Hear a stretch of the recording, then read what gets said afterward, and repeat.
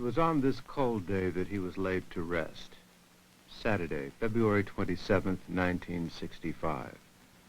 A man who in the 39 years of his life changed the hearts and minds of countless people. His was a stormy life, as was his death. At birth, he was named Malcolm Little. He rose to worldwide attention with the name Malcolm X. He died with the name el-Hajj Malik el-Shabazz. Personal political philosophy is Black Nationalism, which means that the black man should control the politics of his own community and control the politicians who are in his own community. My personal economic philosophy is also Black Nationalism, which means that the black man should have a hand in controlling the commanded so much attention as Malcolm X, who was one of the most electrifying speakers this country has ever produced. Some of the things he said rocked his contemporaries and his adversaries. He developed into what he became from a turbulent childhood. Born in Omaha, Nebraska, raised in Lansing, Michigan, the son of a Baptist preacher who followed Marcus Garvey and was brutally murdered in Malcolm's youth. Malcolm's school ambitions were crushed by a white teacher who told him to be realistic about being a nigger and forget about being a lawyer and learn to do something with his hands instead. And so he floundered. He went to Roxbury, Massachusetts to live with his sister Ella. He flirted with crime. He got a job on the railroad, washing dishes, loading supplies, and selling sandwiches. Working on Pullman trains enabled him to travel to the big cities, Washington, Baltimore, Philadelphia, and New York. He became intoxicated with life in those big cities. Between rail trips, he bought himself zoot suits with the reed pleat and the stuffed cuff. He conked his hair. He settled in Harlem finally and began associating with a very fast crowd in that town. He started smoking reefers, selling drugs, selling women. He started using cocaine and he developed a habit. He drifted lower and lower and he was finally arrested on a robbery rap. In January of 1946, at 21 years of age, he was sentenced to 8 to 10 years in prison. Big Red, as he was known, started his life in the Charlestown State Prison. It was the same year that Jackie Robinson was becoming the first black man to play Major League Baseball, an event that Malcolm and his fellow inmates celebrated behind bars.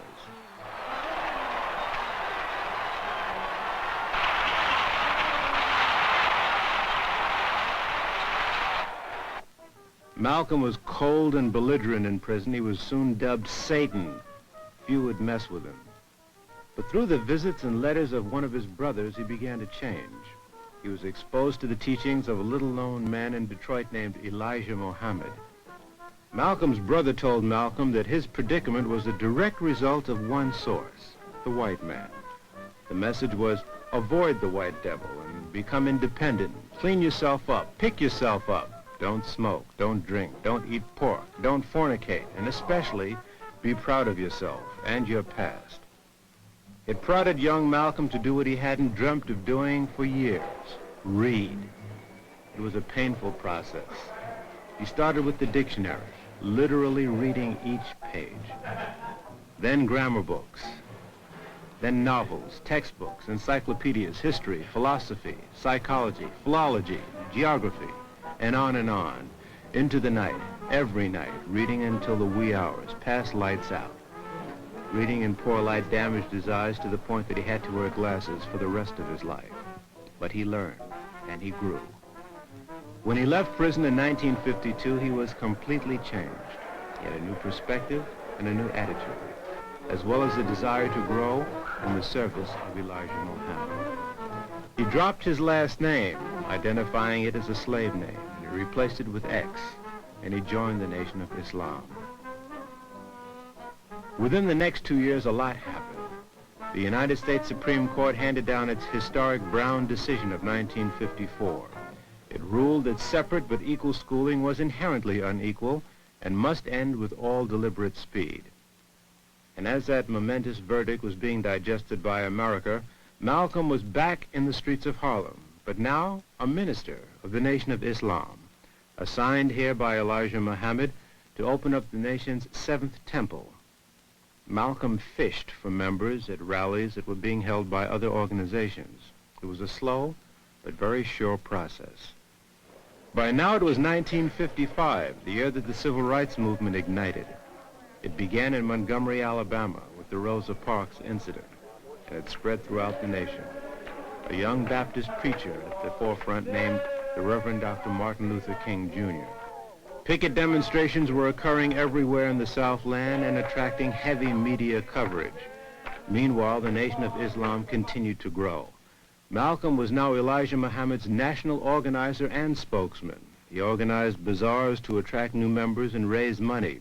He turned out the first edition of the nation's newspaper, Muhammad Speaks, the sale of which brought in more money to develop the growing numbers of temples that were springing up with Malcolm's assistance. Malcolm read voraciously. He haunted bookstores like Louis Michau's National Memorial African Bookstore, located on 7th Avenue between 125th and 126th Streets. It helped him polish his astounding skills as a public speaker. It was his chief device to recruit members. It also helped him to deal with the news media that had begun to take notice. Abraham Lincoln tricked the so-called Negro into thinking that he was free, and when you read some of the books that were written by the so-called Negro historian J.E. Rogers, one of his books, God, the Africa's Gift to America, he points out plainly how Abraham Lincoln did nothing but trick the Negro, fool the Negro, and use the Negro, the same as every other politician who has been in the White House has been tricking and fooling and using the Negro as a political football ever since America has been America. The picket demonstrations in the South continued to escalate, and so did the development of the Nation of Islam, developing particularly in Harlem, where large crowds were now turning out to hear this fiery young man who had an extraordinary way with words and ideas. He sometimes spoke for hours, extemporaneously, but the attention of a standing crowd never faltered. Our desire, our prayer, that we can have a peaceful, intelligent rally here this afternoon. But at the same time, we see that they have surrounded us with many of their own agents in uniform and out of uniform who have spent much time here in Harlem posing as peace officers and at the same time breaking up the peace of black people. So we hope that they will be peaceful and we will be peaceful. Those of you who think that we are here to tell you to love the white man, you have come to the wrong place. And those of you who think that you perhaps came here to hear us tell you to turn the other cheek to the brutality of the white man, I say again, you came to the wrong place.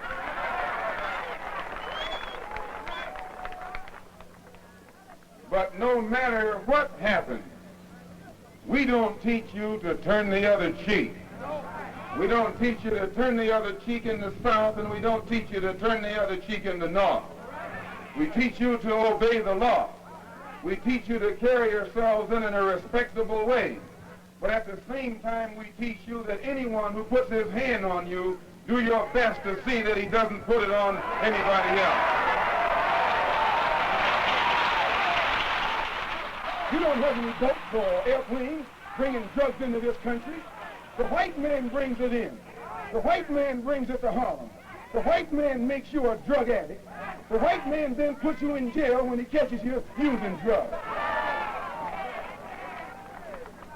Who is it that controls the prostitution in Harlem? It's the white man. Who controls the large sale of whiskey and wine? It's the white man. You don't have any distillery. You don't own Shenley's. You don't own Old Overholt or Seagram. You don't put the seal on that bottle of whiskey. It's the white man. Who gives you the deck of cards and the dice that you use to gamble with? It's the white man. And after he sell them to you, he gets you with them and puts you in jail for using them. We're trapped in a vicious cycle of poverty, of ignorance, of apathy, of disease, and of death. And they have these old Uncle Tom Negro leaders coming to Harlem telling you and me that times are getting better. Your times will never get better until you make them better. We love the same thing that goes on right here in Harlem.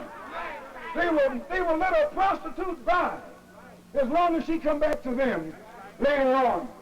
They encourage her to be a prostitute. They take bribes from her for being a prostitute. And they'll take it in cash or they'll take it in trade. Well, we're here to tell them it has to come to a stop. Anytime you find any white man taking advantage of your woman, disrespecting her, you're within your right to do the same thing to him that he's been doing to you.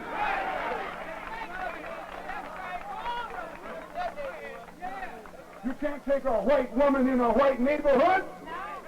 You can't grab a white woman in a white neighborhood. You can't even walk through a white neighborhood with a white woman. Well, what do you look like letting this blue-eyed thing walk around here with our women? Comes to biting the enemy of America, you'll bite just like that. Whether he tell you to bite in Korea or bite in Berlin or bite in the South Pacific. As soon as he says stick 'em, you'll bite anybody he point the finger at. But right here in this country, under your nose, with two-legged white dogs, sticking four-legged dogs on your and my mother, you and I don't know how to bite. Sticking dogs on your and my sister, and you and I don't know how to bite. Sticking dogs on our children and dogs on our babies, and you don't know how to bite. You can't bite nor bark until the white man say bark or bite. In the South, you are segregated by that dog. In the North, you integrated with this dog. And it's no different. I hope you're not getting too wet.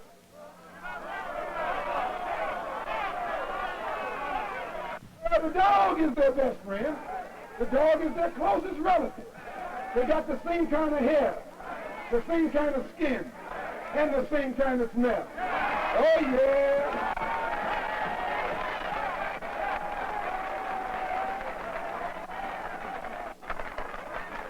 And Adam Clayton Powell knows it. He knows you can send him to Washington or you can send him to Puerto Rico. And because he knows it, he speaks with a loud voice, like a black man. And when he speaks with a loud voice, like a black man, the white man calls him a racist. Says he sounds too much like a Muslim.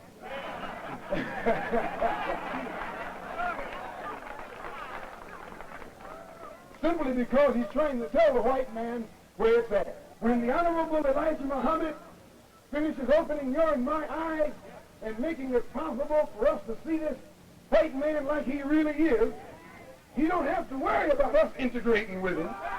We don't want to be around that old pale thing.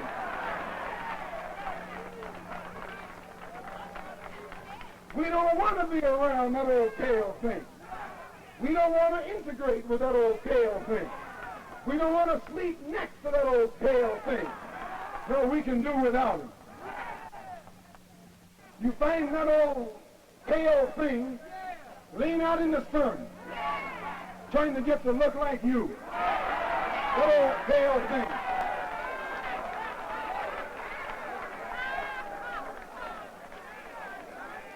You find him using man tan, trying to look like you. That old pale thing. That old sickly looking thing. And today we see him like he is. There was a time when we used to drool in the mouth over white people. We thought they were pretty because we were blind.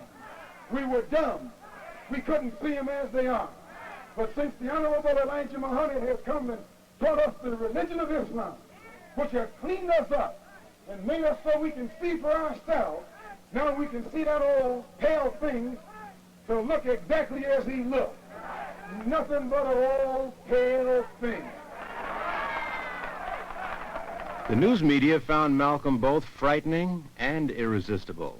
He was hit with a constant stream of questions from every quarter on most any subject involving race. He was pitted in several broadcast debates with black leaders and white. Some white reporters, however, learned from listening to Malcolm. This was one of the things that always shook me about Malcolm, is how fundamentally American he was in his outlook and his aspirations, despite his basic quarrel with American society. Because after all, what was his quarrel with American society? His quarrel with American society was the fact that the black man had been excluded from his rightful place. And, you know, there were a lot of small things about Malcolm that were so American, and this is something that the white man didn't understand. And after all he was asking for was a piece of the action for the black man. And the black man to be treated as a human being, and not as a cipher. And this, of course, is what this country is supposed to be all about.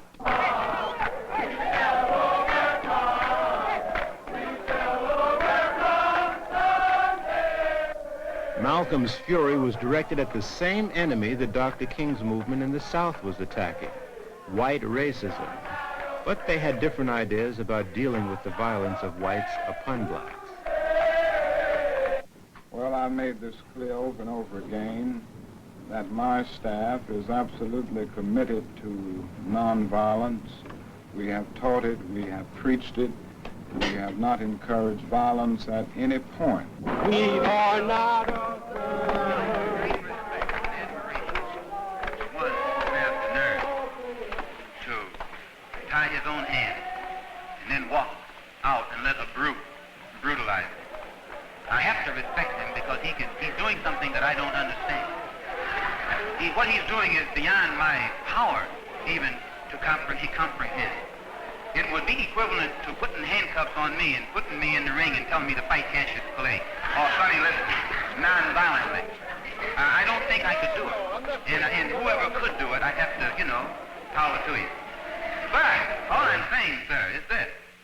Whenever you're dealing with an enemy, there must be some dialogue. You have to be able to communicate. You can't, and the medium of communication usually is language. You must speak the language that the other person understands. If you're speaking to someone who can speak only French, you can't speak German to him, or Italian, or Swahili. You have to speak to him in the language he understands. When you're in Mississippi, speaking the language of morality, or the language of nonviolence, you're not communicating. You're talking a language that they don't understand. The two men stated widely different goals. Dr. King stated the determination to overcome racism and become integrated with white America. Malcolm said the Nation of Islam had opposite desires. We have no desire to integrate with a race of people who are cruel enough to stick dogs on women, children, and babies. Please. We don't want to have anything to do with any race of dogs, two-legged dogs, that will stick four-legged dogs on innocent, harmless women, children, and babies. Mass media had by now labeled the Nation of Islam the Black Muslims. When John F. Kennedy became president in 1960, Malcolm had attained national stature. Everywhere the Muslims went, the police were sure to go, with reporters not far behind. They called whites devils. They said they wanted to separate from them and be independent. The Muslims openly admitted that many of their number were rehabilitated criminals and drug addicts. All of this made them most intimidating. And yet they were peaceful and law-abiding, taking special pains to be courteous to police. But several police agencies were watching the Muslims closely. The U.S. Justice Department also had them under surveillance. Attorney General Robert F. Kennedy admitted it. Well, I would say generally throughout the country, because of the pronouncements of some of their leaders, it's a matter that we are watching for any violation of the law, of the federal law.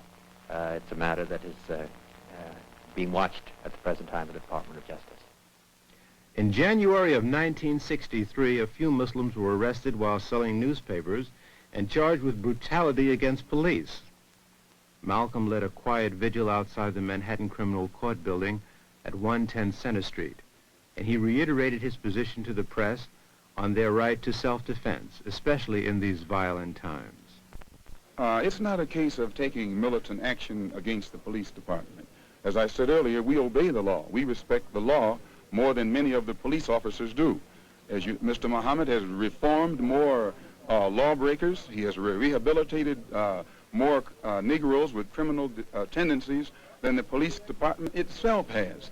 And the Muslims in Harlem have done more to bring about respect of law and order than the police department in Harlem has. And I've had police officials in New York City at the top level admit this. So it's not a case of taking militant action against any police. It's a case of letting the police and anyone else who's involved know that we are human beings, we are men, and we will stand like men and defend ourselves like men. I understand that you were riding next to the president's car when the assassination took place. You did not see the person who fired the shot? No, sir. It was back over my right shoulder. In the wake of the tragedy, Malcolm was among the many national figures who were sought after for reactions to the assassination. Malcolm said it was a case of the chickens coming home to roost. Many misinterpreted the remark and were outraged. On December 4, 1963, Elijah Muhammad did something that Malcolm never dreamt would happen. This statement from Messenger Elijah Muhammad, the leader of the Muslims in America. Minister Malcolm el-Shabazz, addressing a public meeting at Manhattan Center in New York City on Sunday, December the 1st, did not speak for the Muslims when he made comments on the death of the President, John F. Kennedy. He was speaking for himself and not Muslims in general. And Minister Malcolm has been suspended from public speaking for the time being. Mr. Muhammad's correct statement on hearing of the death of the President was as follows: "We with the world are very shocked at the assassination of our President, and the nation still mourns the loss of our President." And he has said that it seems that every president who speaks out on behalf of the Negro has been assassinated, from Lincoln to President Kennedy. Part of Malcolm's 90-day period of silence was spent in Miami as the personal guest of Cassius Clay, as he was then known. Clay was preparing for his fight with heavyweight champion Sonny Liston. Clay would beat Liston and become world champion, and then stun the world the following day by announcing that he had become a follower of Elijah Muhammad. Soon after, the new champion came to New York and was shown around the United Nations by his friend Malcolm X. By now, the 90-day period was up. Malcolm X, may I call you that? Certainly. Malcolm X, I want to talk with you briefly about your affiliation with Cassius. How long have you known him? About 3 years. And have you been advising him as far as his religious affiliations are concerned? Well, no, I don't give advice to anyone. He's my brother and my friend. I express what I know and understand around him, but he has a mind of his own and understanding of his own. Did he feel that, he tells me that he felt that his affiliation with the Muslim religion had a great deal to do with his winning? Yes, as a follower of the Honorable Elijah Muhammad in the religion of Islam, it definitely had everything to do with his victory. It gave him the confidence that was necessary to be the winner. Malcolm X, you were involved in a controversy some months ago with your leader. Is that over? Well, I've been silent for the past 90 days because of some statements I made concerning the President of the United States, which were distorted. They were distorted? And yes. What did you say, Malcolm? Well, I said the same thing that everybody says, that his assassination was the result of the climate of hate. But only I said the chickens came home to roost, which means the same thing. Climate of hate means that this is the result of something. And when I said chickens coming home to roost, I said the same thing. But you did not say that you were glad the president was killed. No, that's what the press said. What would I look like saying that I'm glad the president was killed? Malcolm, this is your first public statement in that 90-day period, is it not? First time I opened up my mouth in 90 days. That's why I'm talking so fast and so hearty. You feel, however, that we're making progress in this country and worldwide? No. I will never say that progress is being made. If you stick a knife in my back 9 inches and pull it out 6 inches, there's no progress. If you pull it all the way out, that's not progress. The progress is healing the wound that the blow made. And they haven't even begun to pull the knife out, much less try and heal the wound. They won't even admit the knife is there. Do you have any prediction you'd like to make? No. When we'll solve this? Cassius makes all the predictions. But there was no word from Chicago, Malcolm said. Everything I know, and as the days I was wore taught by on, the Honorable Malcolm came to a momentous decision. During the 90 days that I've been silent, I have come to the conclusion that I can best help spread the solution and the diagnosis that the Honorable Elijah Muhammad gives of the so-called Negro problem in this country by continuing to remain out of the Nation of Islam and working on my own without restriction in the way that I think I best know how. Soon after, Malcolm went to Africa. He saw the validity of the teachings of the late Marcus Garvey. Marcus Garvey taught the value in relating to one's land of origin. We didn't want anybody to tell us anything about Africa, much less call us an African. And in hating Africa and hating the African, we ended up even hating ourselves without even realizing it. Because you can't hate the roots of a tree and not hate the tree. You can't hate your origin and not end up hating yourself. You can't hate Africa and not hate yourself. And you show me one of these people over here who have been thoroughly brainwashed, who has a negative attitude toward Africa, and I'll show you one that has a negative attitude toward himself. Malcolm also made his Hajj, the trip to the holy city of Mecca.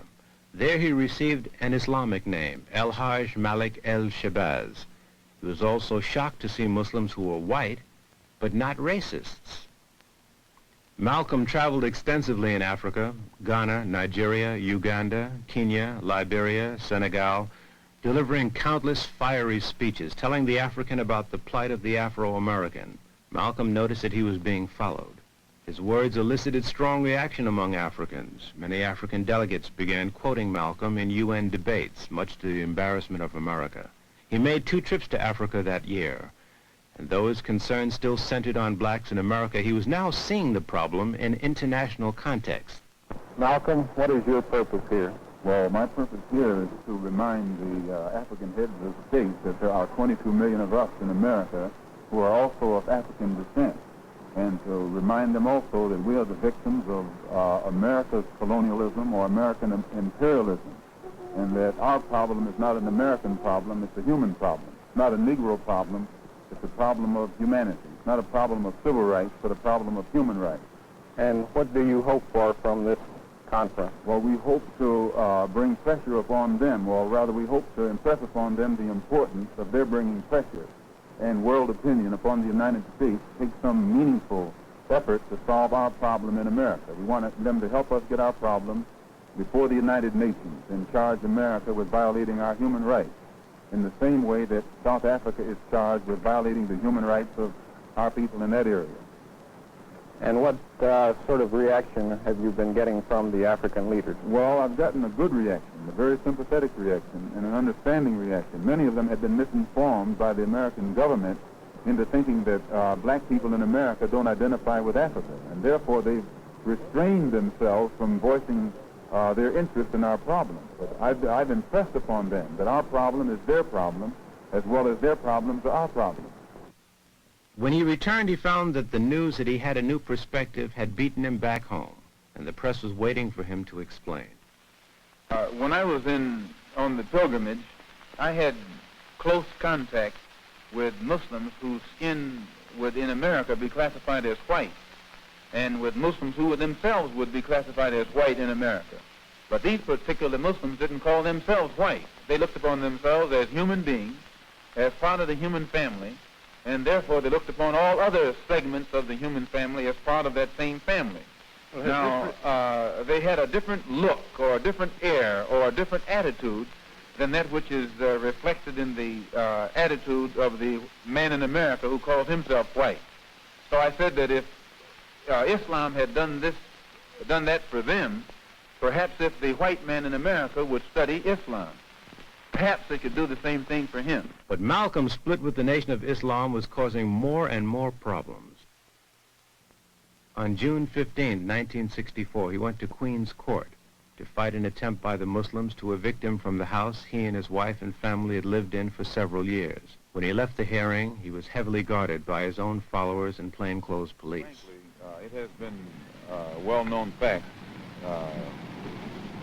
though only in the form of rumor, that there has been a great deal of apprehension at my being out of the black Muslim movement on the part of the black Muslims themselves. And I had stated in a newspaper article about an effort to take my life back in January, and at that time the Muslims denied it. In fact, they tried to make it appear to my brother that I was insane.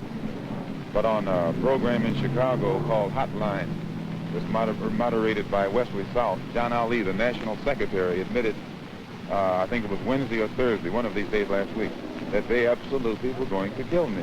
Why are they threatening your life? Well, primarily because they're afraid that I will tell the real reason that I'm out of the black Muslim movement, which I never told. I kept to myself.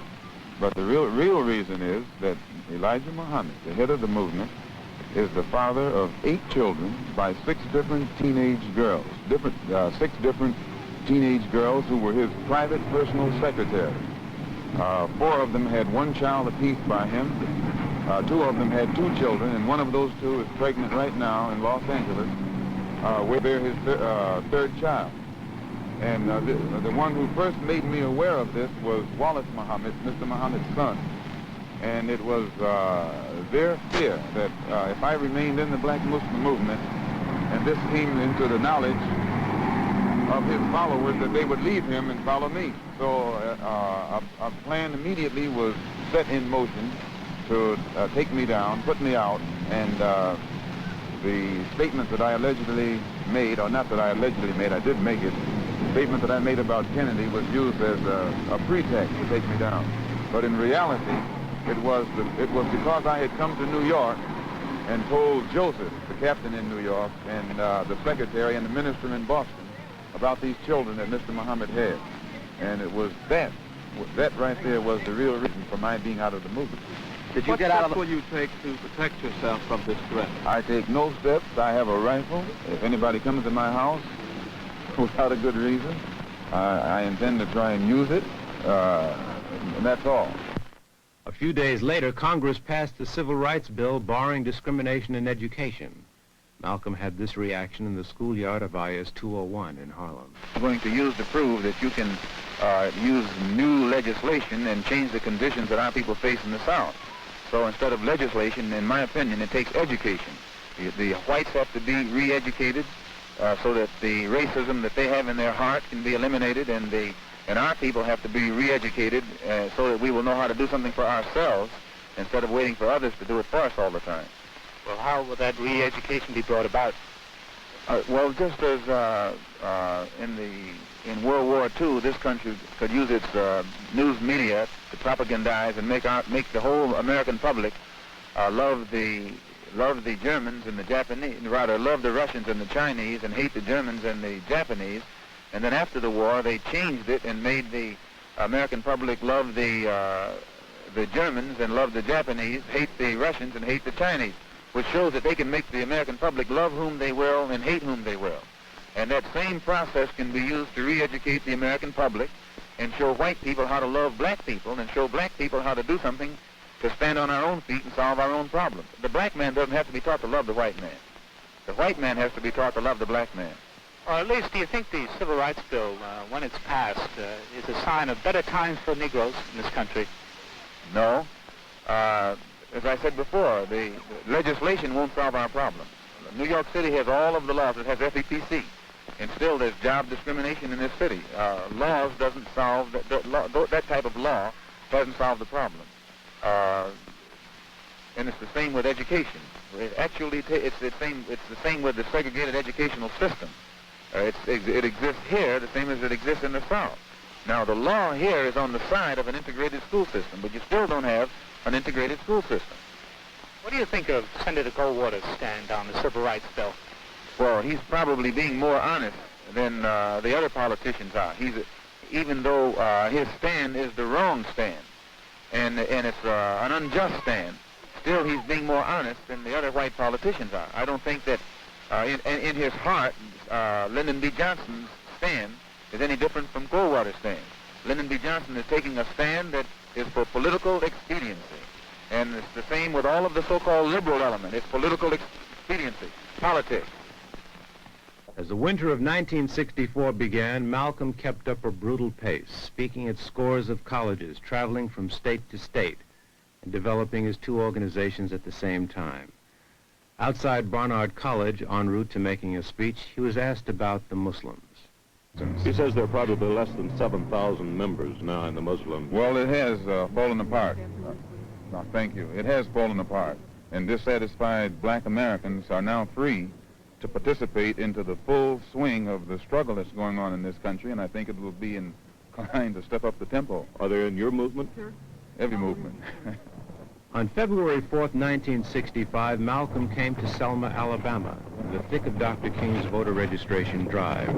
Dr. King had just received the Nobel Peace Prize in December. He was arrested in this Marion County drive. Dr. King, the apostle of peace, would die violently in 4 years. Malcolm was invited to speak at Brown's Methodist Church in Selma by the Student Nonviolent Coordinating Committee. Mrs. Coretta King spoke and sat next to Malcolm at the dais. She said later that Malcolm told her that he wanted to work with, not against, her husband. Then Malcolm addressed the audience. You have to read the history of slavery to understand this. There were two kinds of Negroes. There was that old house Negro and the field Negro. Hold the light higher. And the house Negro always looked out for his master. When the field Negro got too much out of line, he held them back in check. He put them back on the plantation.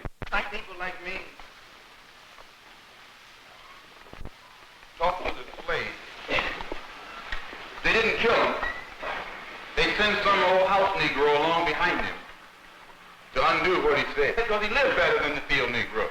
He ate better, he dressed better, and he lived in a better house. He lived right up next to his master in the attic or the basement. He ate the same food his master ate and wore his same clothes.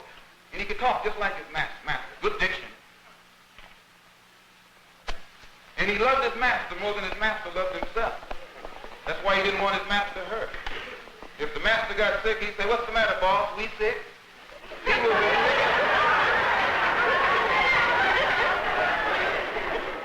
When the master's house caught a fire, he'd try and put the fire out. He didn't want his master's house burned. He never wanted his master's property threatened. And he was more defensive of it than the master was. That was the house Negro. But then you had some field Negroes who lived in huts, had nothing to lose. They wore the worst kind of clothes. They ate the worst food. And they caught hell. They felt the sting of the lash. They hated their master. Oh, yes, they did. If the master got sick, they prayed that the master died.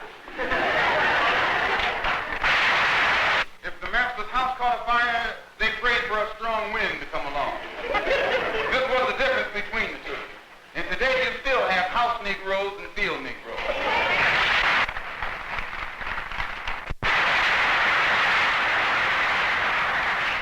I'm a field Negro. If I can't live in the house as a human being, I'm praying for a wind to come along.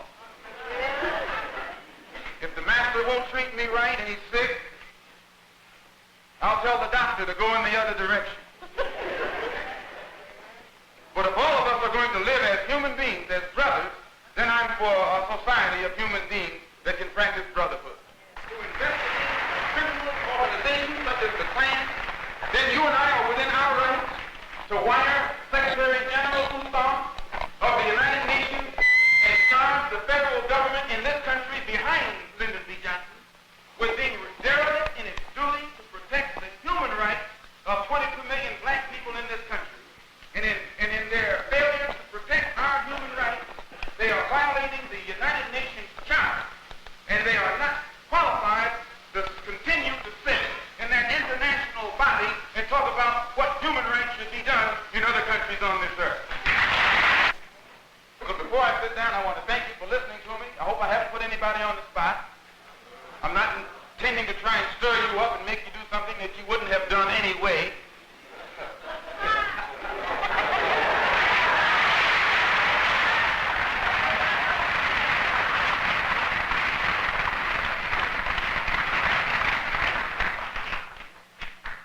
I pray that God will bless you in everything that you do. I pray that you will grow intellectually so that you can understand the problems of the world and where you fit into in that world picture. And I pray that all the fear that has ever been in your heart will be taken out. And when you look at that man, if you know he's nothing but a coward, you won't fear him. If he wasn't a coward, he wouldn't gang up on him. He wouldn't need to.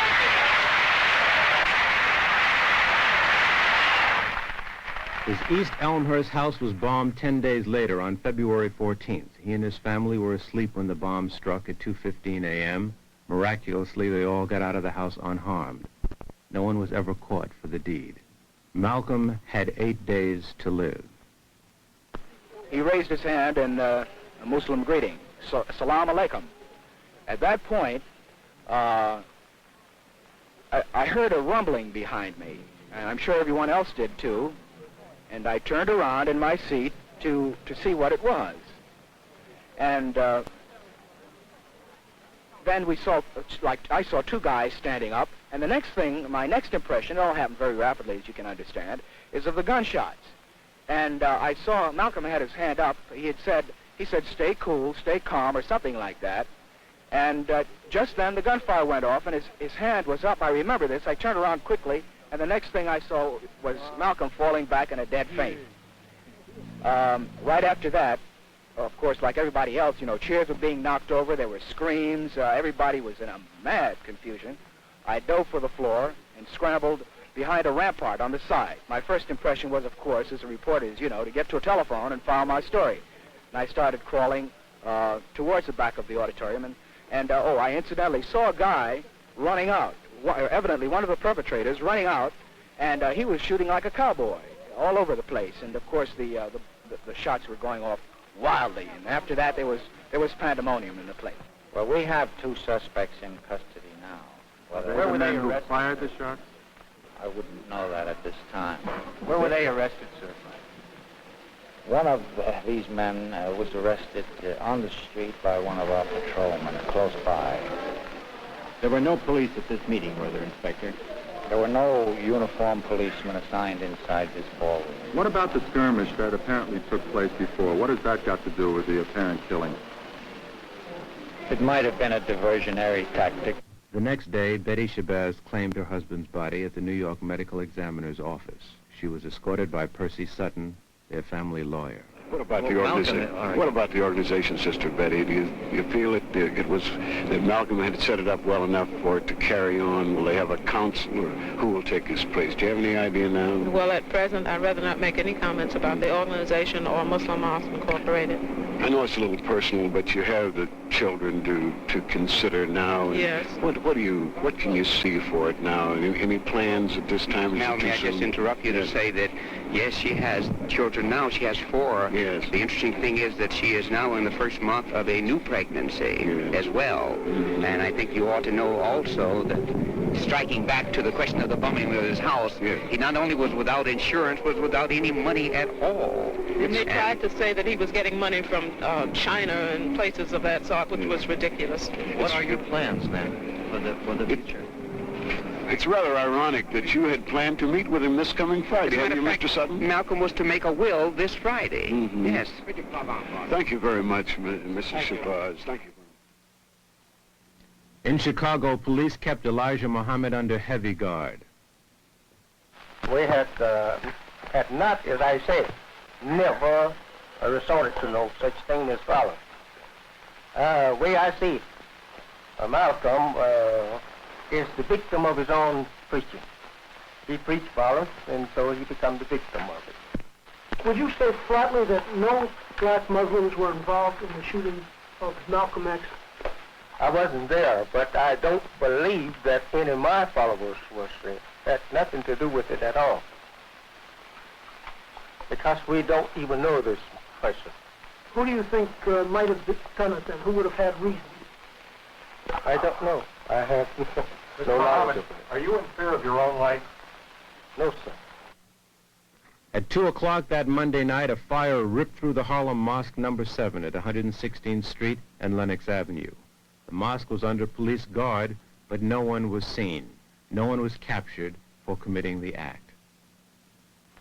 Well, about 2:15 a.m., a terrific muffled explosion occurred, at which time the glass was blown out onto the street, and the fire started on the 4th floor of 102 West 16th Street. The executive director of the National Association for the Advancement of Colored People, Roy Wilkins, visited the White House that following day and discussed the murder of Malcolm X with President Johnson. Did you talk to the president about the feud between the black Muslims and the black nationalists? No, we didn't discuss that, although there was a passing reference to who might have killed Malcolm X, but it was very passing and very brief. Could you give us your feeling on that feud, sir? Well, I don't know about it. All I can say is that it appears to be, from what the New York City police have uncovered thus far, it appears to be a feud within the Muslim movement. Now, it might not be, and it's too early yet to for me to make a statement, since I'm not a captain of detectives or anything of that sort. Or else do you think it might be? Well, it's been suggested that there might be some international intrigue here because of Malcolm's travels to the Far East, his contacts with Nasser, his contacts in Africa. I don't know. I didn't know about Malcolm X's travels. I don't know what he said to the people. I don't know what alliances he might have had. So I don't feel competent to say that there was an international flavor to this thing. To me, it appears to be a quarrel within the Muslim group. James Farmer, head of the Congress of Racial Equality, had this comment about the murder. Mr. Farmer, what makes you say that Malcolm X's murder was an international conspiracy? Well, I think that it had international implications. I understand that Malcolm X made an attempt last week to contact the State Department about a plot against his life. I cannot imagine his seeking to contact the State Department unless he thought that the plot had international implications. Do you feel that the black Muslims were in any way responsible for his death? I have no belief that the black Muslims were responsible in any way for Malcolm X's death. Do you have any theory of why he was murdered or how? No, I am urging, however, that the federal government launch an investigation into all the circumstances surrounding his murder. I think that the answers to the many questions raised should come out of that inquiry. Harlem was shaken by Malcolm's death. Several stores were closed in tribute. Police were on patrol everywhere, expecting violence. Everyone was asking the same question in the community: who killed Malcolm? The question is still hanging. On February 26th, a Friday, Norman 3X Butler was arrested and charged with Malcolm's murder. Thomas 15X Johnson would be arrested the next week, March 3rd. Both were connected with the black Muslims. Both were not arrested at the scene of the crime. The only man who police did arrest at the scene was in fact caught by Malcolm's followers, who grabbed Thomas Hagan, also known as Talmadge Hayer, and nearly beat him to death out in the street in front of the Audubon Ballroom. It was then that police stepped in and took Hagan into custody. All three were convicted and sentenced to life on April 15, 1966. They would be eligible for parole only after serving a minimum of 26 years, 8 months. But to this day, many ask, where were the police that day Malcolm was killed? And this reporter joins in that question. Why was he guarded so loosely when police knew full well, as everybody knew, that Malcolm's life was in great danger? Malcolm himself had repeatedly told police that his life was in jeopardy. Malcolm also had doubts toward the end that the Muslims were stalking him. In fact, this reporter has been told by at least 2 people close to Malcolm that Malcolm told them that the Central Intelligence Agency would kill him. The CIA was indeed very closely watching Malcolm. Of special concern was his effectiveness in Africa. He had submitted an 8-page memorandum to a meeting of the heads of 33 African nations calling for their support in his pending move to take America before the United Nations for violating the Afro-Americans' human rights. In view of America's heavy economic interests in Africa, there can be no doubt that such a move, successful or not, would have been most embarrassing to this country and would have certainly injured the huge investments of countless American big businesses in Africa. Malcolm's speeches in Africa had a devastating impact. Several U.S. ambassadors complained. U.S. officials tried to have him barred from speaking in Kenya and several other African nations.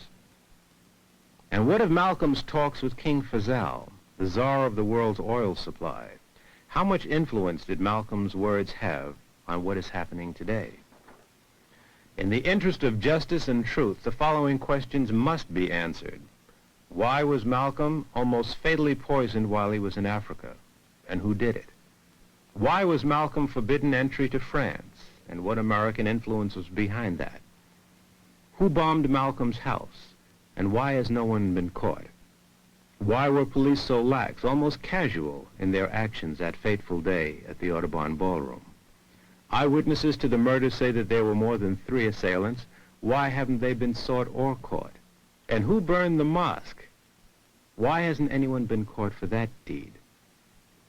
In view of disclosures recently of criminal actions by the United States government and the police, from the office of the President on down, nationally and internationally, it is not at the least unreasonable to demand answers to these questions. At 20 minutes after 9, Saturday morning, February 27th, the Faith Temple of God in Christ on Amsterdam Avenue and 150th Street opened its doors for the funeral of el-Hajj Malik el-Shabazz. Relatively few of the 6,000 persons who were estimated there could get into the church. Ossie Davis, a friend of Malcolm's, delivered the eulogy. Here, at this final hour, in this quiet place, Harlem has come to bid farewell to one of its brightest hopes, extinguished now and gone from us forever. For Harlem is where he worked and where he struggled and fought. There are those who will consider it their duty as friends of the Negro people to tell us to revile him, to flee even from the presence of his memory, to save ourselves by writing him out of the history of our turbulent times. Many will ask what Harlem finds to honor in this stormy, controversial, and bold young captain, and we will smile. Many will say, turn away, away from this man, for he is not a man, but a demon, a monster, a subverter, and an enemy of the black man. And we will smile. They will say that he is of hate, a fanatic, a racist, who can only bring evil to the cause for which you struggle. And we will answer and say unto them, did you ever talk to Brother Malcolm? Did you ever touch him or have him smile at you? Did you ever really listen to him? Did he ever do a mean thing? Was he ever himself associated with violence or any public disturbance? For if you did, you would know him. And if you knew him, you would know why we must honor him. Malcolm was our manhood, our living black manhood. This was his meaning to his people.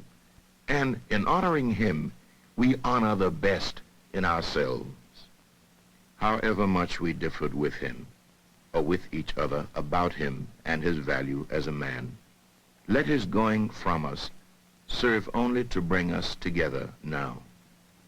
Consigning these mortal remains to earth, the common mother of all, secure in the knowledge that what we place in the ground is no more now a man, but a seed, which, after the winter of discontent, will come forth again to meet us, and we shall know him then for what he was and is, a prince, our own black shining prince, who did not hesitate to die because he loved us so. Anytime you beg another man to set you free, you will never be free. Freedom is something that you have to do for yourself. Just like the white man in America brought about freedom for himself by letting the people who oppressed him and colonized him know that he was willing to pay the price. And until the American Negro lets the white man know that we are really ready and willing to pay the price that is necessary for freedom, our people will always be walking around here second-class citizens, or what you call 20th century slaves. What price are you talking about, sir? The price of freedom is death.